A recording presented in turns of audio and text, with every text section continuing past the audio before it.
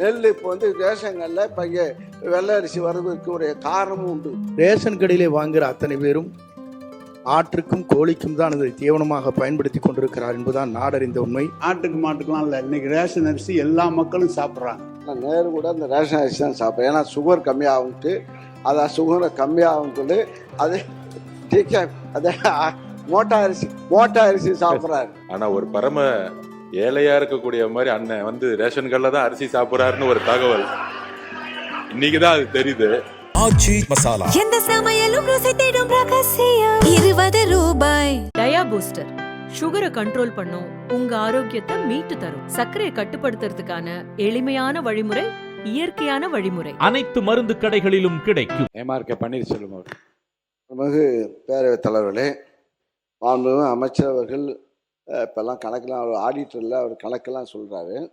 ஆனால் நாங்கள் வந்து எப்படியும் எங்களுக்கு வந்து நெல் வந்து மழையில் நனையாமல் 5 ஆண்டு காலத்தில் மழை நனைக்காமல் தான். இப்போ வந்து நீங்கள் வந்து ஆட்சிக்கு பொறுப்பேற்ற 3 மாதத்தில் இப்போ தொலைக்காட்சியில் பார்த்தா எல்லாம் நெல் மூட்டைகள்லாம் நனைந்து, அதுவும் அதிகமாக ஓப்பனில் தான் இருக்குது. இப்போ ஓப்பனில் தான் வச்சுக்கிங்க. நாங்கள் வந்து திடீர்னு ஒரு மழை வரும்போது நாங்கள் உடனுக்குடன் அங்கே அப்புறப்படுத்தி இங்கே பாதுகாப்பான இடத்திலே நாங்கள் குடோனில் வச்சோம்.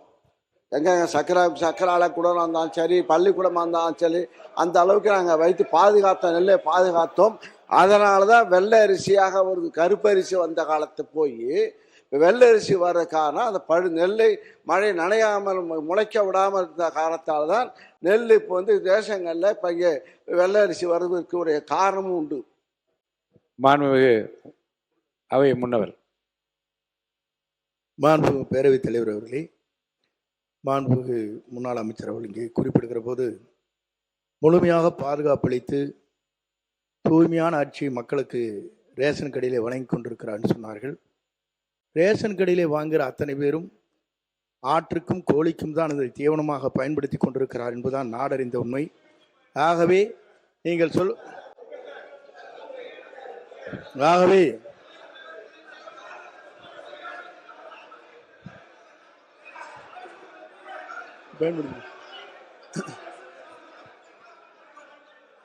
ஆகவே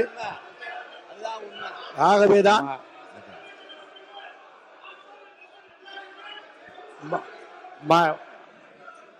மாண்புமிகு உறுப்பினர்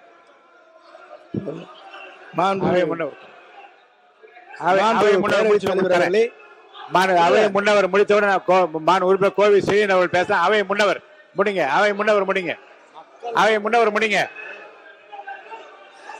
உட்காருங்க. அவை முன்னவர் நீங்க முடிச்சிட்டீங்களா? முடிங்க. நீங்க முடிங்க. உங்களுக்கு தரேன், வாய்ப்பு தரேன். அவை முன்னவர் பேசி முடித்து உங்களுக்கு வாய்ப்பு தரேன். நீங்க ரெண்டு பேருமே பேசலாம். உட்காருங்க.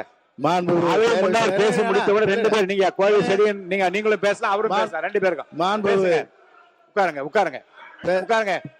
நீங்க உட்காருங்க. பேரவைத் தலைவர் அவர்களே உட்காருங்க. சொல்லுங்க.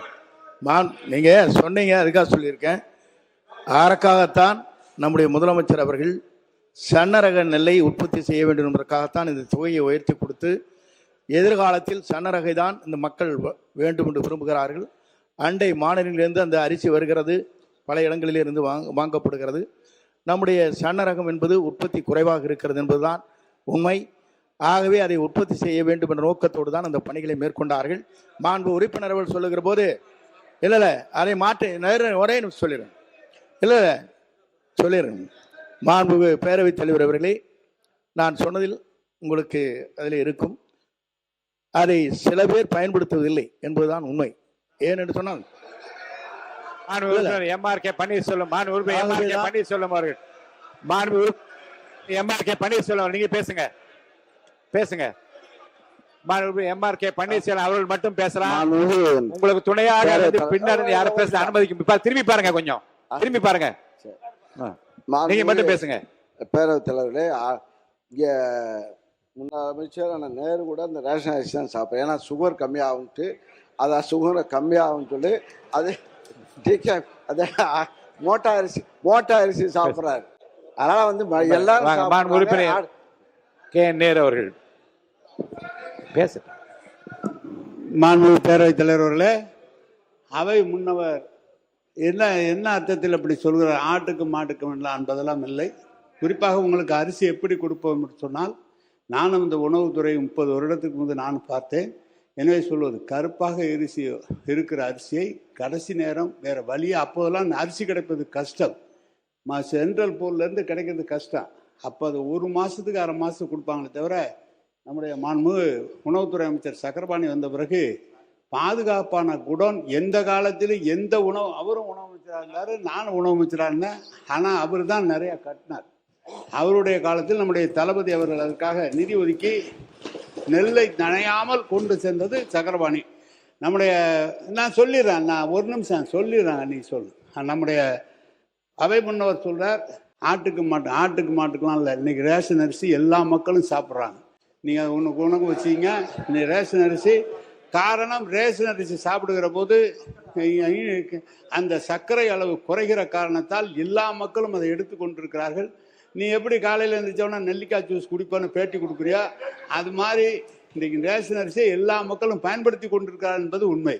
உறுப்பினர் அவை முன்னவர் மாண்புமிகு பேரவைத் தலைவர் அவர்களே, சக்கரை நோயை தடுப்பதற்காக இந்த ரேஷன் அரிசி பயன்படுத்து என்று சொன்னால் நீ கஞ்சி வைத்து கொடுப்பதிலே நாங்கள் வாழ்த்துக்கிறோம். உறுப்பினர் ஆர் காமராஜ் அவர்கள் அங்கே பேசுகிறார். பொதுப்பணித்துறை அமைச்சர், பொதுப்பணித்துறை அமைச்சர் பேசப்பட பேசுங்க. உட்காருங்க. பொதுப்பணித்துறை அமைச்சர். மாண்புமிகு பேரவைத் தலைவர்களே,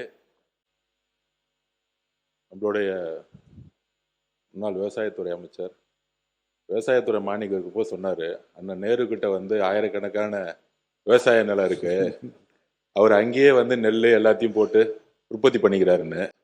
ஆனா ஒரு பரம ஏழையா இருக்கக்கூடிய மாதிரி அண்ணன் வந்து ரேஷன் கடையில் தான் அரிசி சாப்பிட்றாருன்னு ஒரு தகவல் இன்னைக்குதான் அது தெரியுது. அதனால அதாவது என்னுடைய பதிவு நான் முடிச்சிடுறேன், நீங்க பேசும்போது நான் முடிச்சிடுறேன்.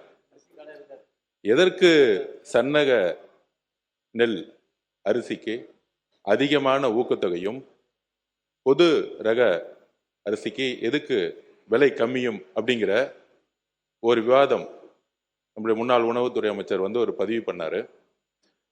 மாண்புமிகு முதலமைச்சர் மூத்த அமைச்சர்களை ஒரு 8 அமைச்சர்களை கூப்பிட்டு விவசாய சங்கங்களை வந்து சந்திக்க சொன்னாரு. நம்முடைய கம்யூனிஸ்ட் தோழர்கள்லாம் இருந்தாங்க. ஸோ அங்க விவசாய சங்கங்களோட பேசிட்டு இருக்கும் பொழுது அப்போ ஒரு கோரிக்கை கொடுத்தோம். உணவுத்துறையில ரேஷன் சிஸ்டத்துல அரிசியோடைய, நான் சிறு வயதிலேயே பிஹெச்ல இருக்கும் பொழுது ரேஷன் கடையில் போய் அரிசி வாங்கி சாப்பிட்ட குடும்பம் தான் என்னோட குடும்பம்.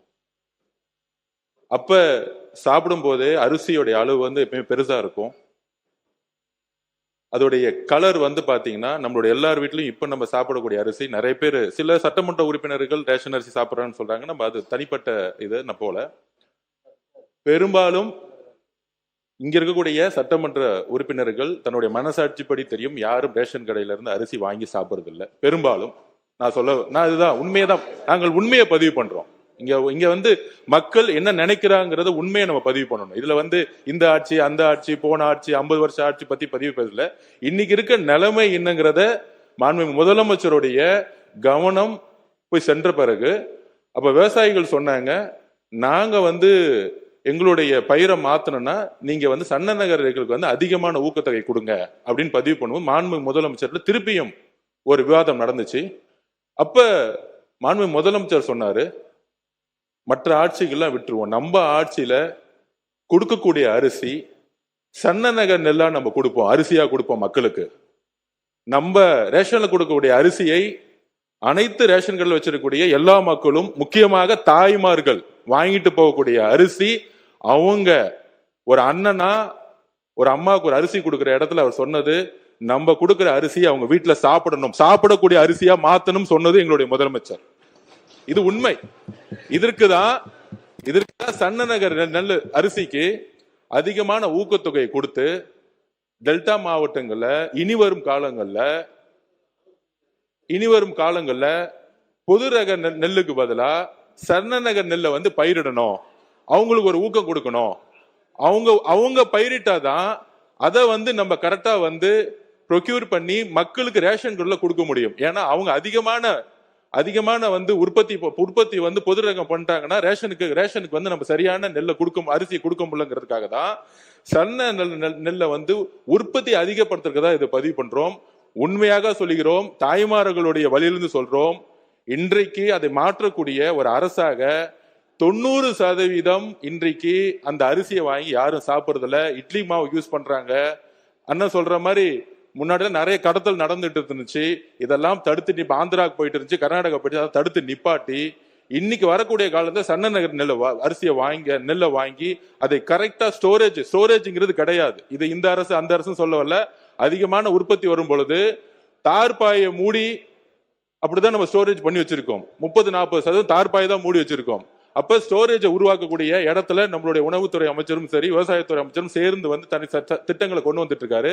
ஆனால் 70-80% இன்னைக்கு ஒவ்வொரு வீட்லயும் தாய்மார்கள் அரசு கொடுக்கக்கூடிய அரிசியை சாப்பிடுறதுங்கிறத உண்மையான சர்வே ரிப்போர்ட். இந்த உண்மையை மாத்துறதுக்காக தான் இந்த சன்ன நகர் நெல்லுக்கான அதிகமான ஊக்கத்தொகையை முதலமைச்சர் அவர்கள் அனௌன்ஸ் பண்ணியிருக்காரு. ஆனா உணவுத்துறை அமைச்சர் ஏதோ சொல்லணும். பேரவைத் தலைவர்களே, நம்ம முன்னாள் அமைச்சர் 2 பேரும் கே நேரு சாரும் அவர் சொல்லியிருந்தாங்க, எங்கேயுமே எங்கள் ஆட்சிகள் நினைவே இல்லைன்னு. எங்கிட்ட சில ரிப்போர்ட்ஸ் இருக்குது, சில ஃபோட்டோஸ் பேப்பரில் கடந்த 1 ஆண்டு காலமாக அந்த பேப்பர் ரிப்போர்ட்டாக இருக்குது. அதாவது சும்மா ஒரு எக்ஸாம்பிள் மட்டும் சொல்கிறேன். 2025 டிசம்பர் முதல் வாரத்திலேயே மதுராந்தகத்தில் 5000 மூட்டைகள் மழையில் நினைந்தன. அது பேப்பர் ரிப்போர்ட்டில் பேப்பர் பத்திரிகைகள் நிறையா வந்திருக்கு. அதே போல் விருதாச்சலம் பத்திரிகை நேர விவசாயி சொன்ன செய்தி தான், எங்கேருந்து போடலை.